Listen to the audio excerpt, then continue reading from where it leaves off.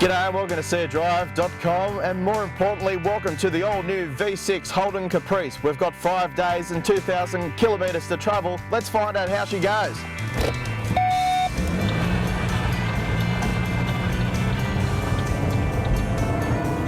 A magnificent looking car, bold, massive structure on the road. First time I saw it, I liked it, 7 Series BMW in terms of size and length and stature on the road. It's almost just as imposing as the 7 Series. Absolutely. Standing in the rear quarter of the car, just looking at this huge rear end, which just streams down to quite a well-designed car. Beautifully well-designed car. Holden have already adopted a longer wheelbase for their base model Commodore. This even has a longer wheelbase yet again. Not sure of the exact measurements, but this really creates such a sensation of space in the back, as we'll show you later on. It's almost like the Grand Canyon back there. For those of you who haven't sat in a Statesman or a Caprice in any of the recent models, you've got to understand that in essence it's a Commodore in terms of the general features, the steering wheel, the layout and things like that, the dashboard. But what they've done is they've improved it. They've made everything bigger.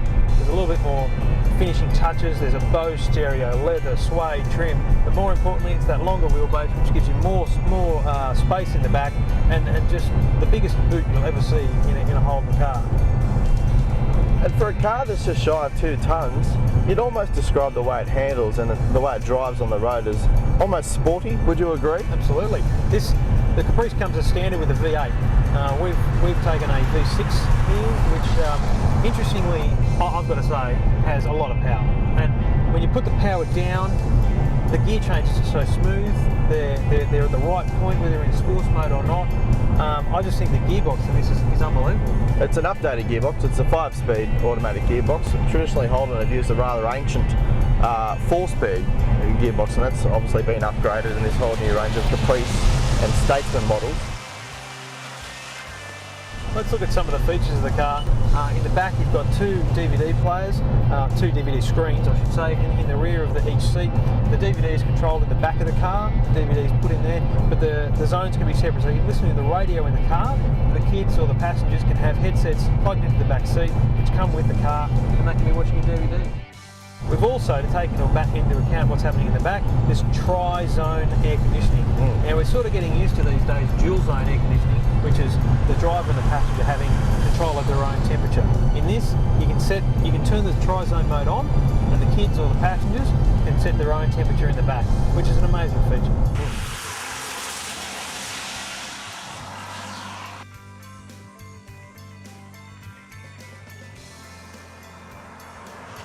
Let's talk about the handling now. He drove this car for a full week. We took it on, and I've got to say we've done a couple of thousand kilometres in the car, in a city, just outside the city, and then we've come out to the country, into the New England area, along some of the long highways and also some of the winding roads.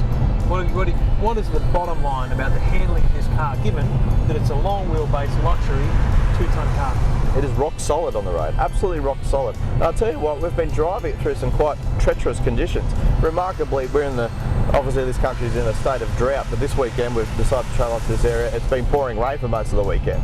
And you'd think a car that weighs just shy of 2 tonnes in this sort of weather, quite wet, roads full of potholes, would be a little bit, it'd be quite difficult and challenging to drive at times.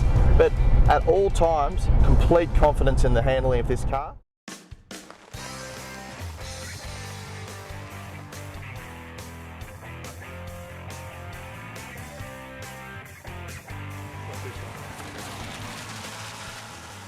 I like the sunroof's control.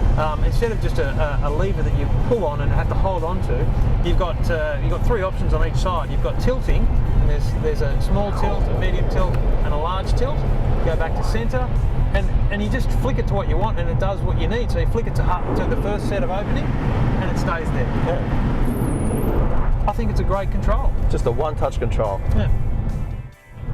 There's cup holders in the back for the kids or the passengers, which I think is another great thing. There is rear access to the boot from the back seat, which is always handy on a long trip sometimes.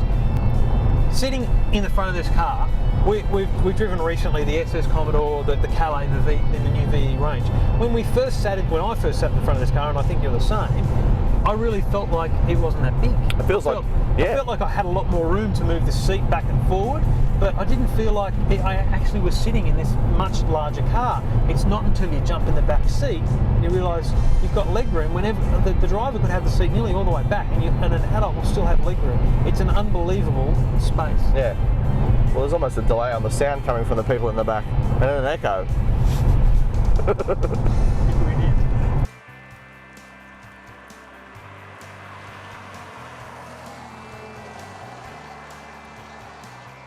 We've talked about how good the gearbox performs in this car. You know, the shifts.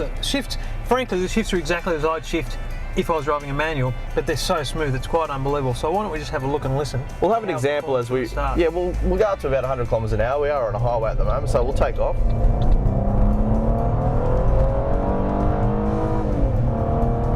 Smooth. And there we go, up to 100 already, probably in around 7.5 seconds. The sound is it's nice. I mean, we talk about the drone of the Holden V6. I don't mind that. I've got to tell you, that's a good sound.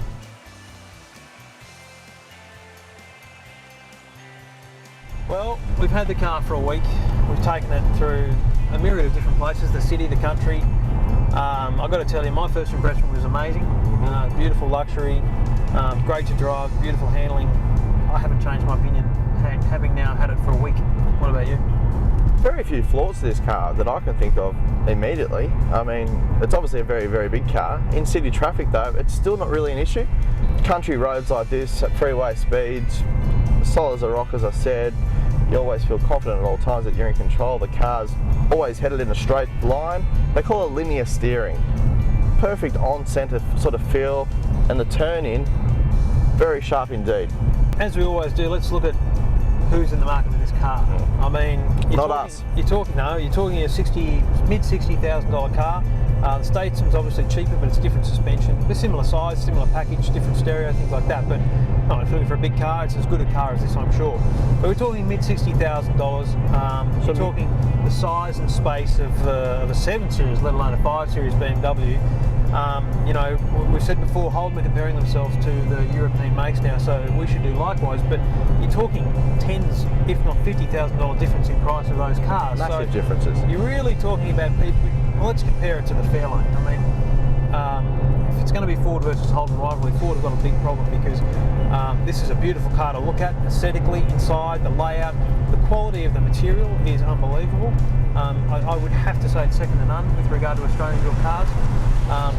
It's European enough to make you really feel like you've got your value for money, but oh my goodness me, for the money you're spending. It's a giveaway almost. It's a dead set giveaway, this car. It's a dead set giveaway. The only reason you'd fork out an extra 100 grand for a 5 Series BMW or the equivalent of the Mercedes-Benz range is really to show off and for the wow factor. I can't think of any other reason, unless you've actually got the money to do it, why you would even bother spending, because you get what you want in this car for 64. It's actually a tragedy that 80% of these cars will end up in the Middle East. In the Middle East. Yeah. And if it wasn't for that, they wouldn't make this car for the Australian market. I mean, let's put it this way. You and I have discussed this. We'd probably buy Calays. Oh, absolutely, yeah. I don't really need that much space in the back, no. and the driving performance is very similar to a Calais. This is a little better, but in terms of the stereo and things like that, the Calais is going to give you what you want. So if you're looking to spend between 40 and 70,000, and you don't have a need for this big length, this size in the boot, the size in the back, I'd be getting the Calais V. If you're looking for size, for status, for space, Caprice is the way to go. My final word is, if you're in the market, if you're willing to spend $60,000 or more on a car, any car, and it's not a sports car you're looking for, it's a sedan, I challenge anyone to drive this vehicle. Go down to your Holden dealer and drive this vehicle and walk away with an opinion of it, because I think you'll find that it has fantastic drive, fantastic handling, and it's a beautiful car. No complaints from me. I love it. Bye for now.